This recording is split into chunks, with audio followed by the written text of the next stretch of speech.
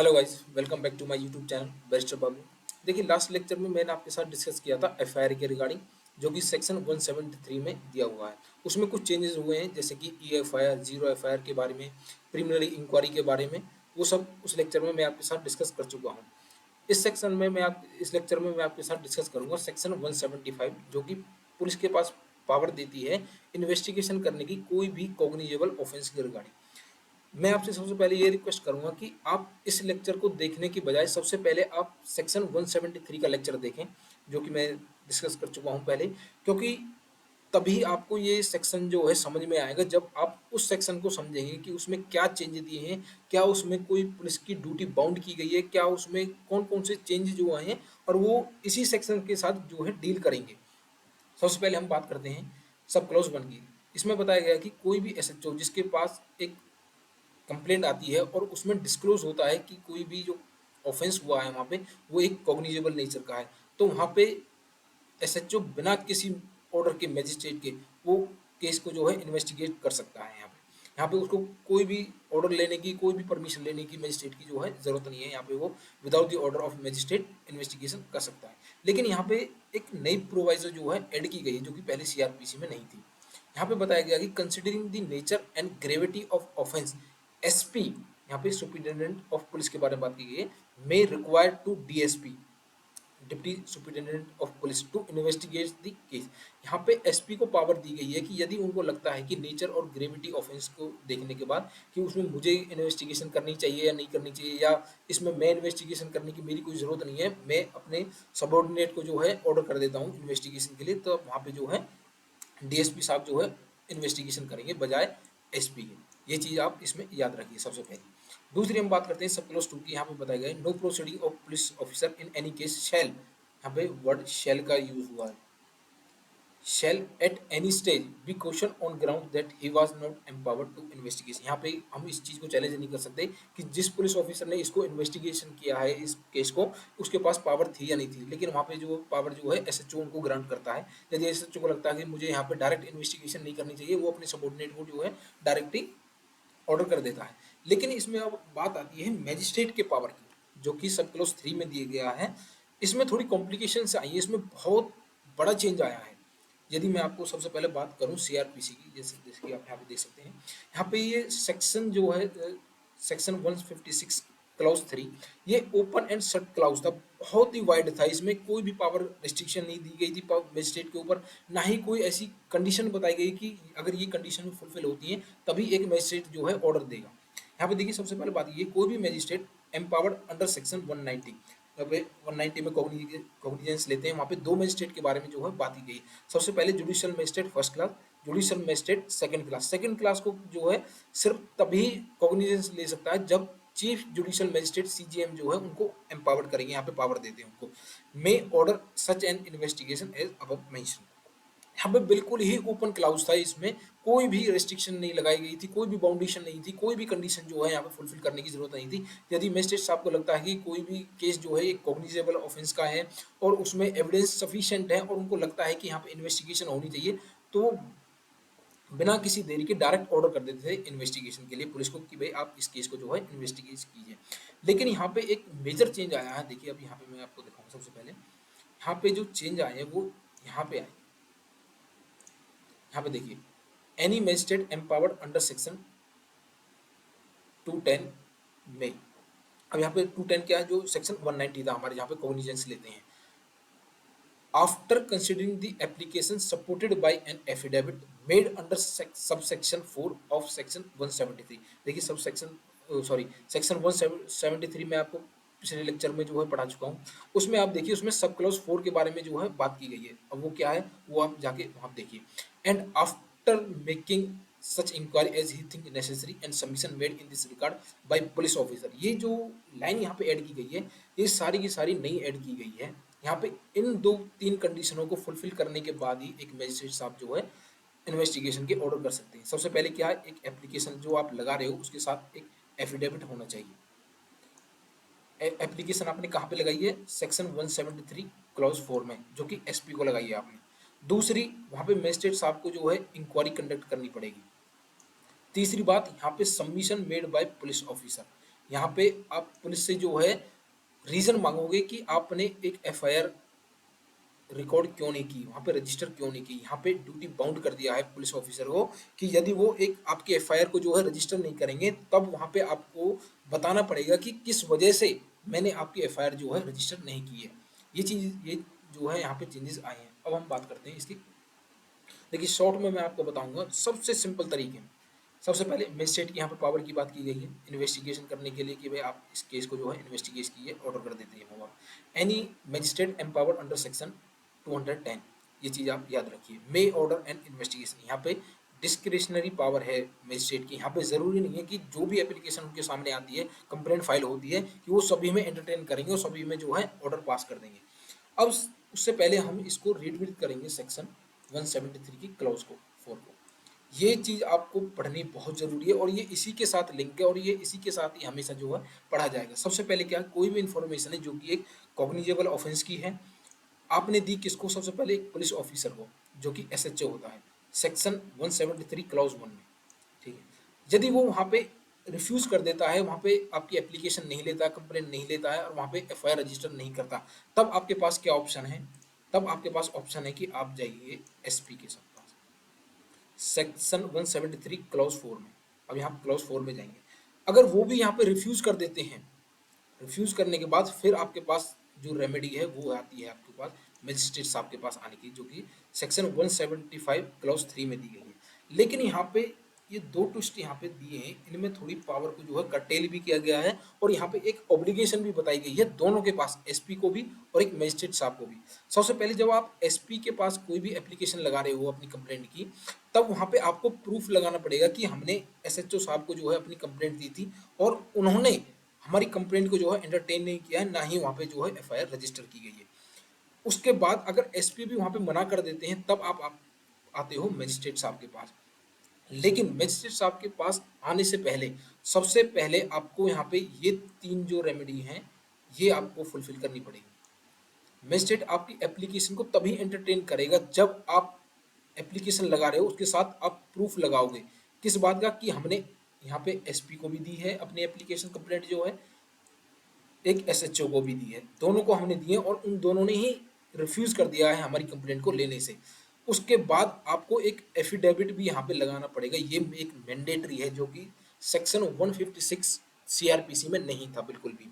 इस चीज को आप याद रखिएगा कि अब यहाँ पे आपके पास एक ऑब्लिगेशन है, आपके ऊपर भी एक ऑब्लिगेशन है। सबसे पहले आप इन रेमेडी को जो है फुलफिल करेंगे, उसके बाद ही आप मजिस्ट्रेट के पास अपनी कंप्लेंट को जो है एंटरटेन करवा सकते हैं, वहीं पे जाके मजिस्ट्रेट साहब जो है ऑर्डर करेंगे। उससे पहले यदि आप डायरेक्ट इनको बाईपास करके चले गए, तो मजिस्ट्रेट साहब भी यहाँ पे आपकी एप्लीकेशन को जो है बिल्कुल भी एंटरटेन नहीं करेंगे, ना ही कोई इन्वेस्टिगेशन का यहाँ पे ऑर्डर करेंगे। ये इसमें जो है बात बताई गई है। अब इसी बात को जो है रिजॉल्व करने के लिए यहाँ पे एक केस हुआ था, Om Prakash Ambedkar versus state of Maharashtra 2025 का जो है केस है।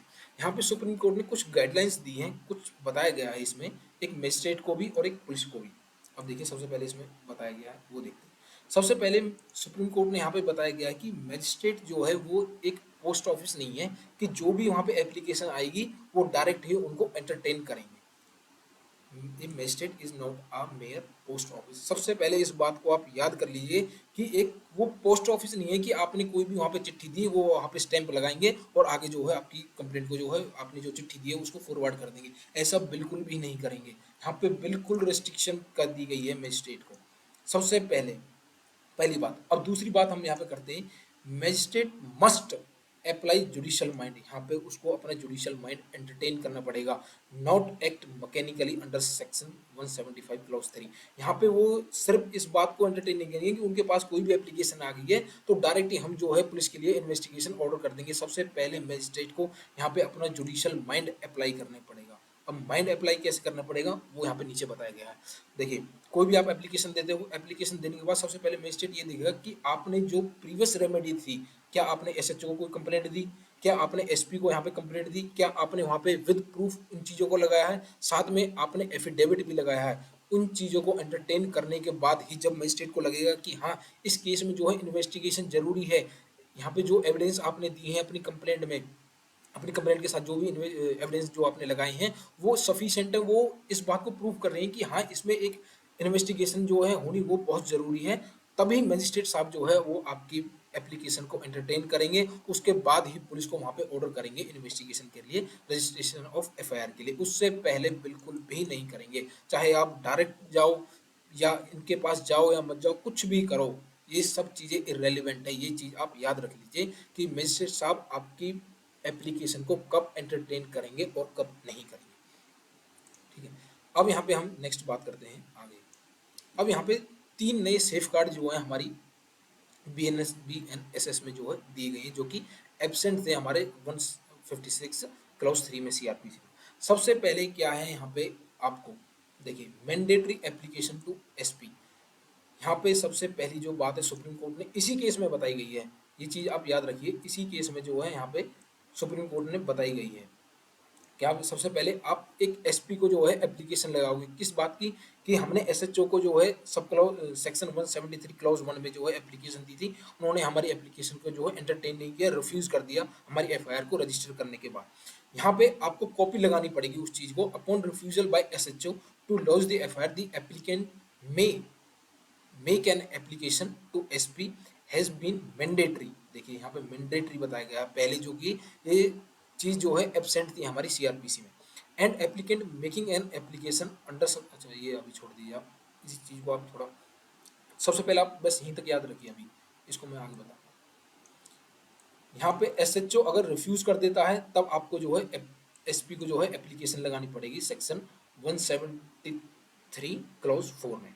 अब हम बात करते हैं आगे, मजिस्ट्रेट के पास पावर है, दूसरी जो है पावर दी गई है वो एक इंक्वायरी की दी गई है। यहाँ पे मजिस्ट्रेट भी एक प्रीलिमिनरी इंक्वायरी कंडक्ट कराएगा, किस बात के लिए, कि आपने जो एप्लीकेशन वहाँ पे लगाई है क्या वो एक सफिशिएंट है, क्या वहाँ पे इन्वेस्टिगेशन की ज़रूरत है, क्या यहाँ पे जो एविडेंस आपने दिए हैं कि वो इतने पर्याप्त हैं कि पुलिस ने आपकी एप्लीकेशन को जो एंटरटेन नहीं किया, लेकिन मजिस्ट्रेट को जो है यहाँ पे ऑर्डर करने पड़ेंगे, वो बाउंड है यहाँ इस चीज़ को कि इसमें इन्वेस्टिगेशन होनी चाहिए थे, लेकिन पुलिस ने जो है उसको रिफ्यूज कर दिया था। दूसरी बात, a magistrate has been empowered to conduct such an inquiry, कौन सी, preliminary inquiry, as deem necessary. यहाँ पे भी मैंडेटरी है मजिस्ट्रेट साहब को कि वहाँ पे जो है इंक्वायरी को जो है वो मैंडेटरी है वो कंडक्ट कराने के लिए, before making an order directing registration of an FIR. देखिए यहाँ पे वही चीज़ आ गई, before making an order directing registration of FIR. यहाँ पे ये चीज़ क्लियरली बताया गया है कि यहाँ पे मजिस्ट्रेट जो है एक मेयर पोस्ट ऑफिस नहीं है, उसको यहाँ पे अपना जुडिशियल माइंड जो है वो अप्लाई करना पड़ेगा। अब हम बात करते हैं इसी को, यहाँ पे इसी को जो है ये कंटिन्यू कर रहा है ये क्लॉज, यहाँ पे ये सारी बात। अब देखिए इसको कैसे कंटिन्यू कर रहा है ये मैं आपको बताऊँ। Applicant making an application under section 175 clause 3। अब यहाँ पे 175 क्लॉज 3 में हम लगा रहे हैं मजिस्ट्रेट को, is required to furnish a copy of application made to SP under section 173 clause 4 में। देखिए जब भी हम मजिस्ट्रेट को एप्लीकेशन लगाएंगे, यहाँ पे हम कॉपी ऑफ एप्लीकेशन लगाएंगे जो कि हमने एसपी को लगाई है, किस बात की, कि आपके एसएचओ ने जो है यहाँ पे हमारी एप्लीकेशन को जो है एंटरटेन नहीं किया है, हमारी एफआईआर रजिस्टर नहीं की है, अब आप कीजिए। यदि एसपी भी रिफ्यूज कर देता है तब आप मजिस्ट्रेट के पास आओगे यहाँ पे इस सेक्शन में, उससे पहले आप नहीं आ सकते।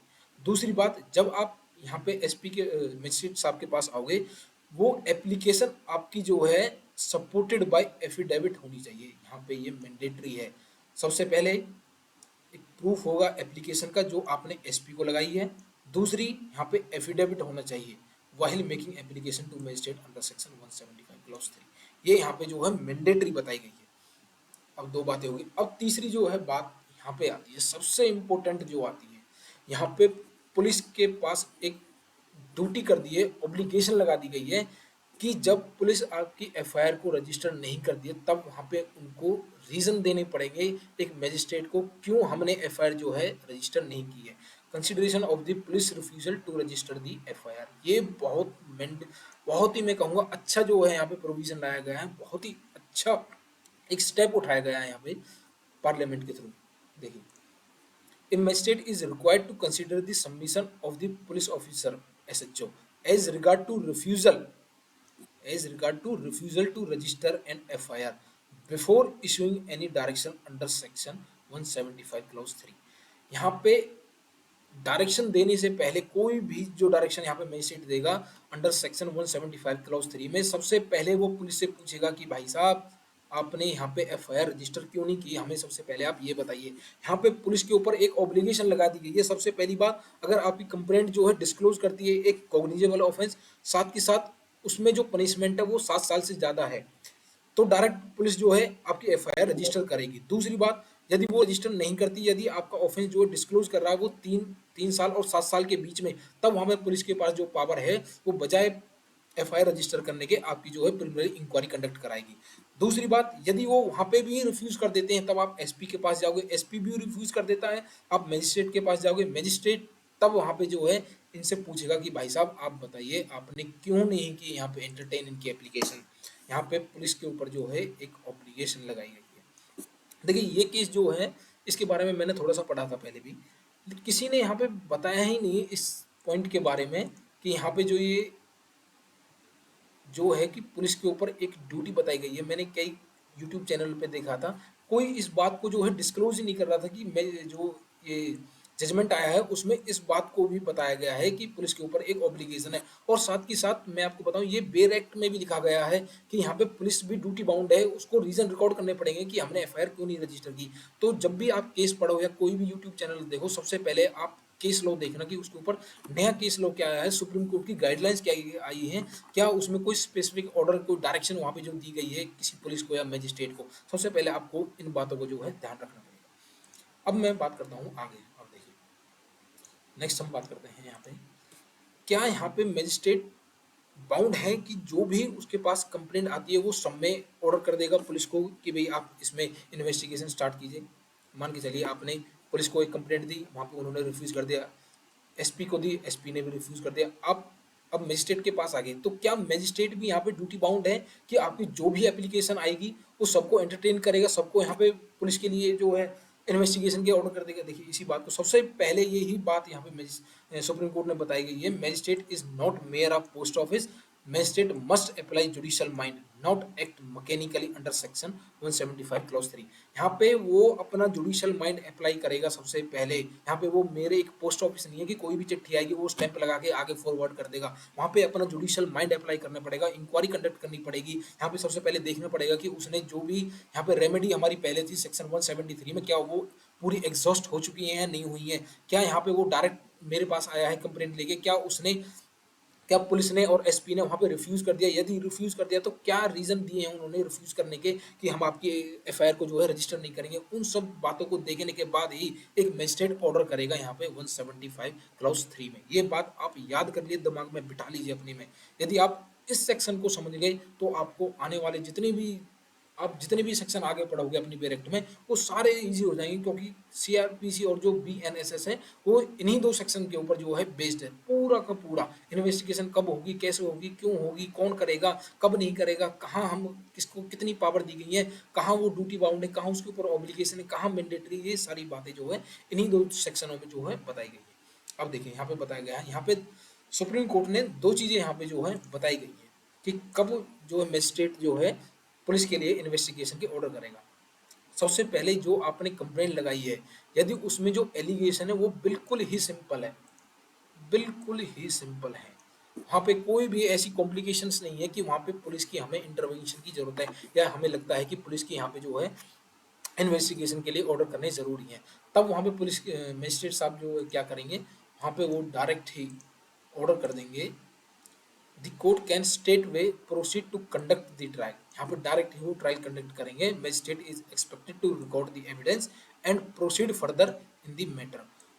यहाँ पे वो डायरेक्ट ही जो है ट्रायल के लिए कंडक्ट करेंगे, यहाँ पे वो उसको as a complaint case treat करेंगे, और कंप्लेंट केस को ट्रीट करने के लिए आपको सेक्शन 223 ऑफ बीएनएसएस में जाना पड़ेगा, उसको पढ़ना पड़ेगा।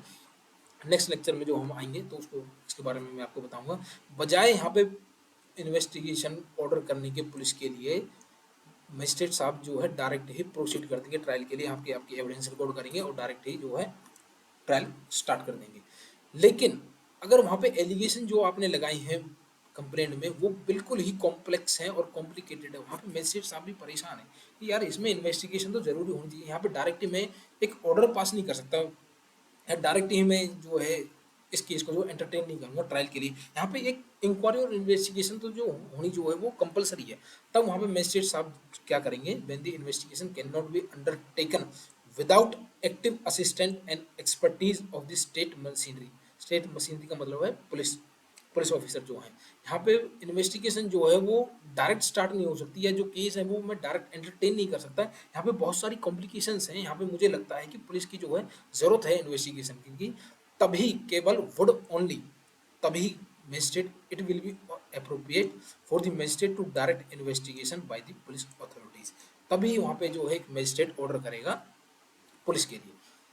यहाँ पे दो कंडीशंस को आप याद रखिए, यदि एलिगेशन सिंपल है तो वो डायरेक्ट ट्रायल के लिए प्रोसीड करेगा, आपकी एविडेंस को रिकॉर्ड करेगा और आगे फर्दर प्रोसीड कर देगा। लेकिन वहाँ पे जो कंप्लेंट में आपने जो है एलिगेशन लगाए हैं वो बहुत ही कॉम्प्लेक्स है, कॉम्प्लिकेटेड है, तब वहाँ पे पुलिस की जो है इंटरवेंशन की जरूरत है। और वहाँ पे पुलिस मजिस्ट्रेट साहब जो है ऑर्डर करेंगे कि भाई साहब आप इसको देखो, क्या ये एक ऑफेंस जो है डिस्क्लोज कर रहा है यहाँ पे कॉग्निजेबल ऑफेंस का, क्या हमें यहाँ पे डायरेक्ट इंटरवेंशन की जरूरत है, क्या हमें इसमें ट्रायल करने की जरूरत है या नहीं है, क्या यहाँ पे एक प्रीलिमिनरी इंक्वायरी कंडक्ट होनी चाहिए नहीं होनी चाहिए, क्या ये ऑफेंस जो डिस्क्लोज कर रहा है कि ये एक कॉग्निजेबल ऑफेंस है, इसमें 3 से 7 साल की सजा है या 7 साल से ज़्यादा की सजा है या उससे कम की है, क्या यहाँ पे जिन जिन लोगों का इसमें कंप्लेंट में नाम लिखा गया है, एक्यूज का नाम लिखा गया है, क्या वो सभी यहाँ पे इंक्लूड है या नहीं है, क्या उनके ऊपर प्रॉपर एविडेंस है हमारे पास जो हम उनके अगेंस्ट जो है प्रोसीडिंग स्टार्ट कर सकते हैं। ये सारी बातें जो है इसमें बताई गई हैं। आप इस केस को जो है यहाँ पे याद करिएगा। अब हम बात करते हैं, अब इसके करक्स की बात करते हैं, क्या सेक्शन 173 क्लॉज 3 का करक्स क्या है। सबसे पहले यहाँ पे प्रीलिमिनरी इंक्वायरी जो है वो मैंडेटरी है। मैंडेटरी किसके लिए, मजिस्ट्रेट के लिए, before proceeding to issue direction under section 175 clause 3।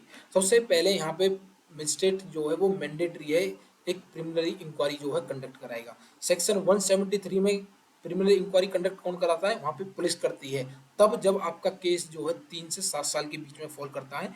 फिर भी यदि वो केस एक कॉग्निजेबल ऑफेंस है तब भी, लेकिन वो 7 साल से ऊपर का है तब वहाँ पे प्रीलिमिनरी इंक्वायरी की जो है जरूरत नहीं है। लेकिन 175 में अब ये मैंडेटरी है, सबसे पहले मजिस्ट्रेट एक प्रीलिमिनरी इंक्वायरी कंडक्ट करेगा कोई भी डायरेक्शन देने से पहले।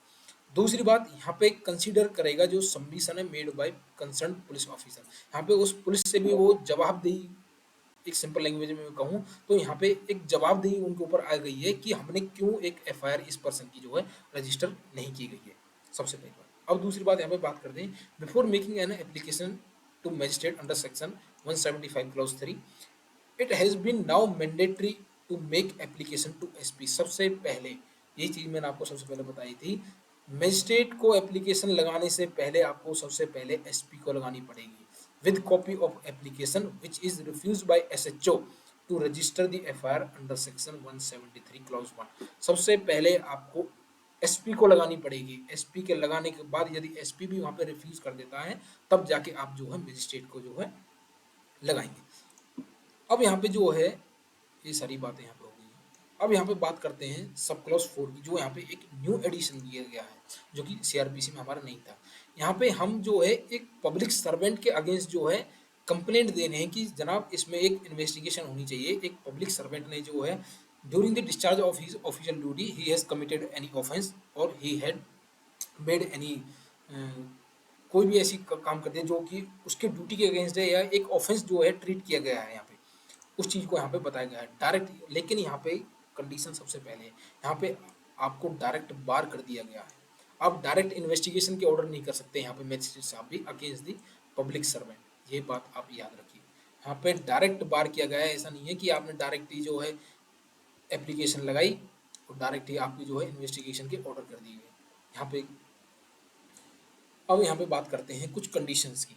सबसे पहली कंडीशन क्या है, before making an order of investigation against public servant by magistrate empowered under section 210 of BNSS two condition must be satisfied. सबसे पहले दो कंडीशन यहाँ पे सेटिस्फाई होनी बहुत जरूरी है, तभी मजिस्ट्रेट जो है वहाँ पे एक एप्लीकेशन को एंटरटेन करेगा।